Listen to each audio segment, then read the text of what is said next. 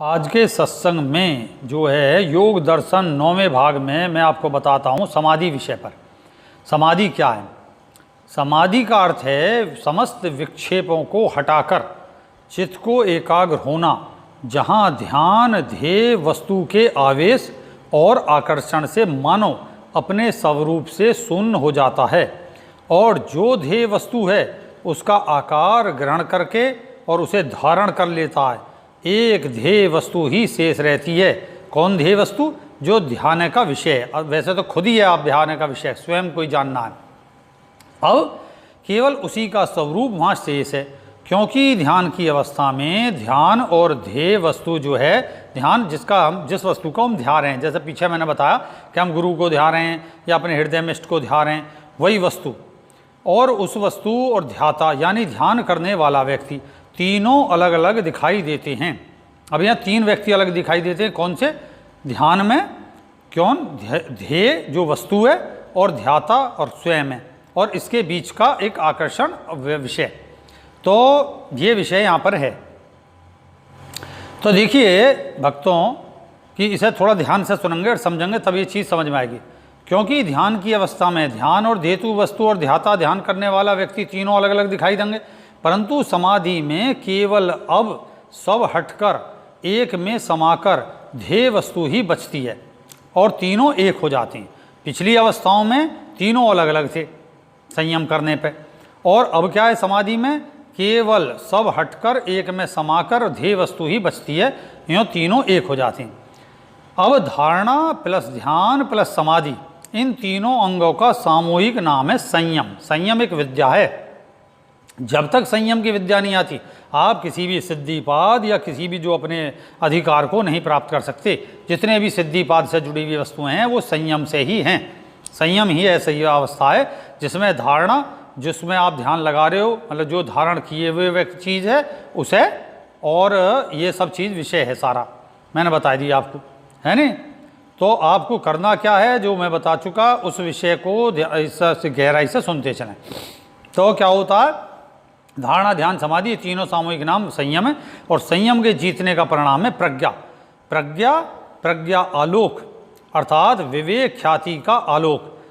इसे दूसरी भाषा में कहेंगे प्रकाश, जो आपका ज्ञान का प्रकाश है, अर्थात स्थिर व सत्य ज्ञान और उसकी अवस्था की प्राप्ति होना प्रज्ञा कहलाती है। ज्ञान ज्योति की प्राप्ति ही इन तीनों योगों का यानी संयम का मुख्य परिणाम है। संयम की अवस्था में यम नियम आदि पंच जितने भी जो अंग थे, बाहरी विषय, यम नियम आसन प्राणायाम प्रत्याहार धारणा, ये धारणा तक के जो विषय थे ये सब बाहरी अंग थे, बहिरंग विषय कहे जाते हैं। और निर्बीज समाधि या निर्विकल समाधि के लिए संयम भी एक बहिरंगी विषय है। यहाँ भी ये अब जब तक सिद्धिपाद है, सिद्धिपाद क्या? इच्छाएं, हमारी सामर्थ्य की प्राप्ति करना, तो तब तक जो है ये है, तब तक सविकल्प समाधि है। और निर्वीज समाधि और निर्विकल्प समाधि का विषय क्या है? उसमें भी संयम जो विद्या है वो भी बाहरी विषय है। सभी साधकों को पातंजलि वर्णित क्रिया योग, उसका अर्थ है क्रिया योग का वहाँ अर्थ क्या दिया पातंजलि में? तप, स्वाध्याय, जप यानी ओंकार का जप करना, और ईश्वर प्राणिधान यानी भक्ति पूर्वक सब कर्मों के फलों को ईश्वर यानी समय पर छोड़ देना, क्योंकि समय के अनुसार ही सब होंगे।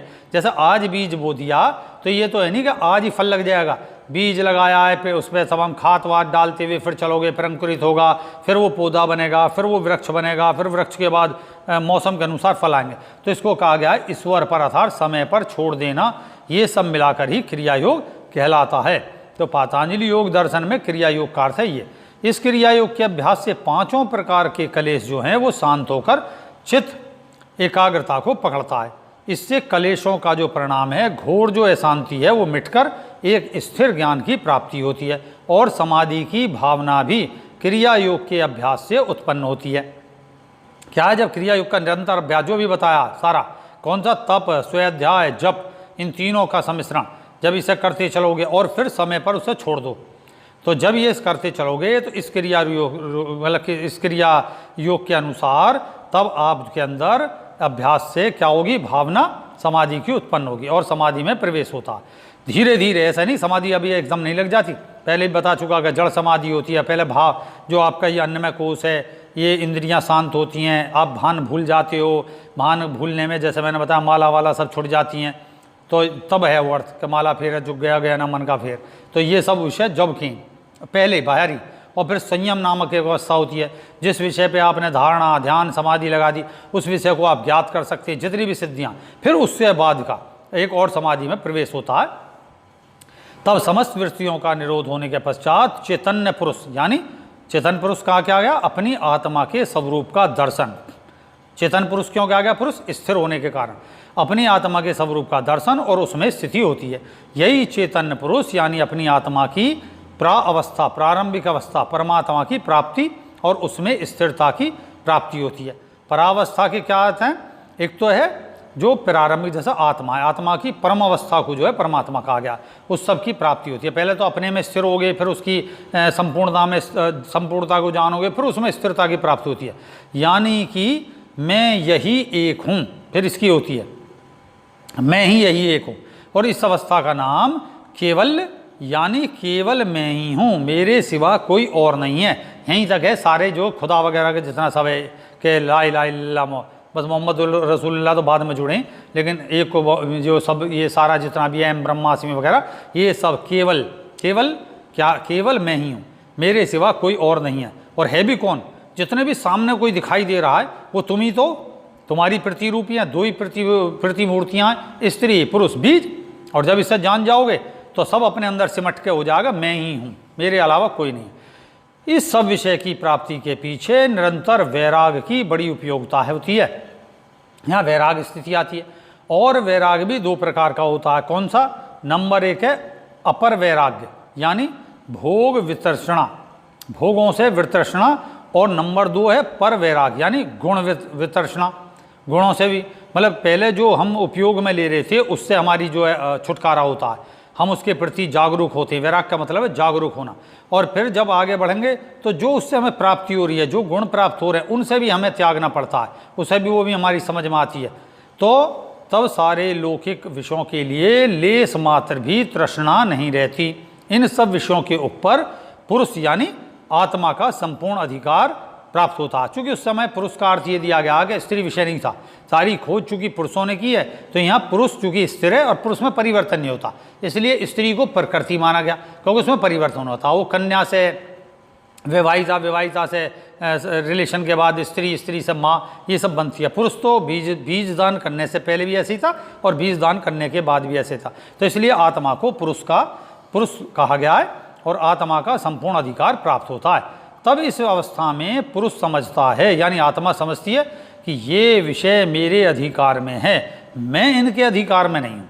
अभी तक क्या है, सबको लगता है जैसा माया के अधिकार में। अरे माया तो आपकी शक्ति है, जितनी भी शक्ति है उसका नाम माया है। मैं की आया, मतलब मैं की आया अर्थ है मैं की दासी। अब मैं कौन है, तुम जब उसकी ये जान जाओगे तो माया को समझ जाओगे कि मैं की दासी, मतलब मेरी ही दासी माया है, तब सब कुछ तुम्हारे अधिकार में होगा।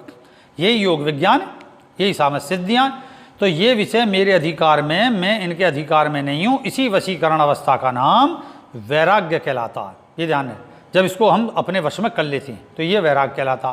क्या अब इनको वैराग्य है, सादा भाषा में वैराग नहीं है क्या अपना एक विक्षिप्त अवस्था में पढ़ें, नहीं, चैतन्यता आती है, समझ आती है, ज्ञान का प्रकाश हो जाता, प्रज्ञा आ जाती है, तब वैराग आता।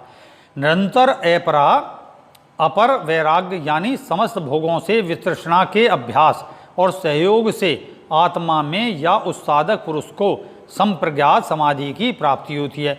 तब इस समाधि में पुरुष को अपनी, पुरुष मतलब वही आत्मा को, अपनी आत्मा जो ध्यान कर रहा, उस समाधि में पुरुष को, आत्मा को अपनी बुद्धि के जुड़ाव से अस्मि का बोध होता है। मैं हूँ, यानी अस्मि में दो अंश हैं, ऐसा मतलब अस बराबर है, मतलब अस का अर्थ है सत्ता, अस का अर्थ है सत्ता, यानी अपने होने का बोध और उसके अधिकारत्व का बोध, ये है मी माने उत्तम, उत्तम पुरुष की चेतना का, चैतन्यता का बोध होना। मतलब समझ में आ गया कि दो अंश हैं, अस यानी सत्ता, यानी अपने होने और उसके अधिकारत्व का बोध होना, और मी यानी उत्तम पुरुष, जो आप अपना अपना कि मैं अब पूर्ण अवस्था में हूँ, और उसकी चेतना और उसकी चैतन्यता, दोनों अवस्थाएं, चेतना होनी, चेतना में केवल जागरूक हो, और चैतन्यता में उस जागरूकता पर भी अधिकार होना, ये है, इसका बोध होता है, तब अस्मि नामक अवस्था का बोध होता है। यूँ ये दोनों मिलकर अस्मिता समाधि कहलाती हैं। ये ध्यान रखें, ये दोनों मिलकर ही अस्मिता समाधि कहलाती हैं, जिसका परिणाम होता है विवेक ख्याति का उदय। वो यहाँ पर पुरुष या आत्मा अपनी उपस्थिति के साथ अपनी शुद्ध ज्ञान प्राप्ति के अहं के साथ होने का बोध करती है।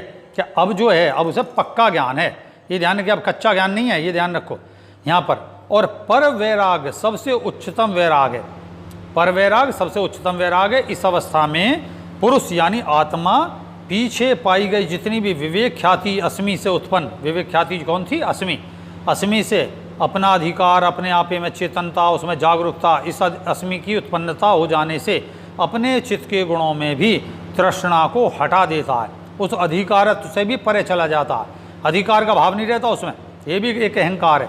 वैसे भी जब तक कुछ प्राप्त नहीं होगा तब तक कैसे कुछ समझा और त्यागा जा सकता है नहीं? जैसे मैं कह देता हूँ, कंगला क्या जाने दान की महिमा, जिस पर कुछ है ही नहीं वो दान देने की महिमा क्या जानेगा।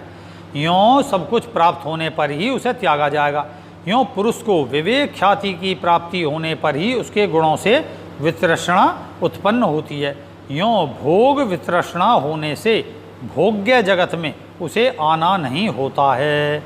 अब भोग वितृष्णा के उदय होने से पुरुष यानी आत्मा सभी गुणों से भी, बंधनों से भी मुक्त हो जाती है। वो न किसी प्राप्ति की इच्छा करता है, न दाता होने की इच्छा करता है, मुक्त होता है। इस पर वैराग्य के उदय होने से विवेक ख्याति के भी निरुद्ध हो जाने पर, विवेक ख्याति भी अब यहाँ पे समाप्त हो जाती है, तब हो जाने पर असंप्रज्ञात समाधि का जन्म यानी उदय होता है। अभी जन्म हुआ है, उदय हुआ है, अभी इस पर अधिकार भी आगे शेष है। यों किसी भी अवलंबन यानी सहारे के नहीं रहने पर अब कोई गुण और उसकी वितृष्णा और तृष्णा आदि की नहीं रहने पर भी अवस्था की प्राप्ति होती है।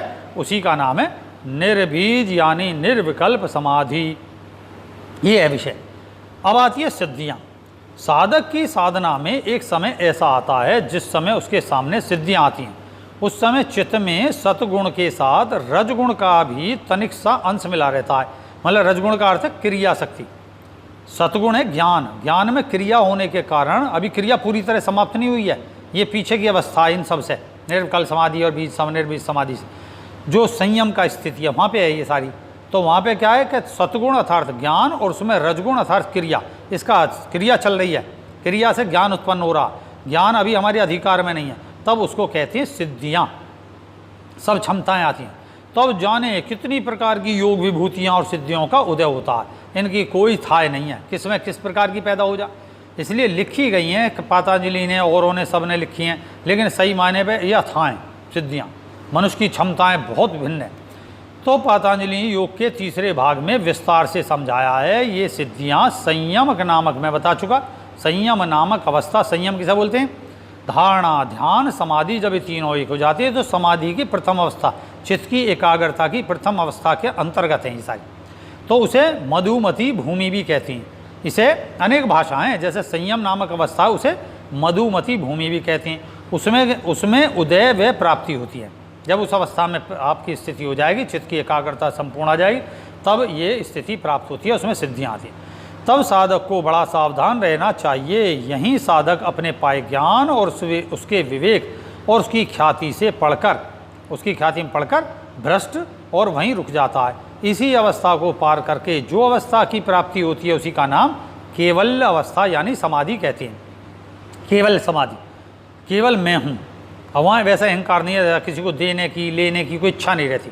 वहीं तृष्णा, जितनी भी तृष्णा पीछे कही गई हैं वो सब समाप्त हो जाती हैं। यहीं साधक सिद्ध और संपूर्ण होता है। इतने अगर वो सिद्धि पाद में अपनी इच्छा से चमत्कार कर रहा तो वो नहीं है, फिर वो स्वयं चमत्कार होते हैं, वो सतगुण के अधीन है।